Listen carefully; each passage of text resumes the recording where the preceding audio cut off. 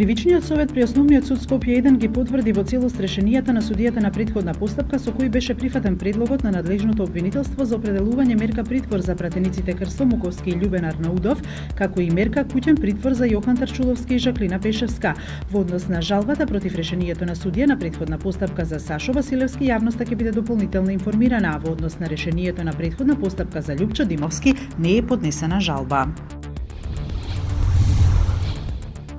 Председателот на Државната изборна комисија Александар Чичаковски средствата од бонусот од изборите во износ од 260.000 денари ги донирал во граѓанската организација Полио Плюс движење против хендикеп. Средствата, како што изјави председателот на Полио Плюс Звонко Шаврески, ќе бидат искористени за унапредување на политичката партиципација на лицата со попреченост. Основното јавно обвинителство за гонење, организиран криминал и корупција поведе предистражна постапка заради постоење индиции за перење пари во Република Србија од страна на високи македонски функционери и нивна поврзаност со физички и правни лица од Србија и Чешка. Постапката е како резултат на објавените написи од страна на повеќе медиуми во Република Македонија во врска со изјавата на поранешниот српски министер за надворешни работи Вук Јеремиќ. Изјавата се однесува на наводно перење пари.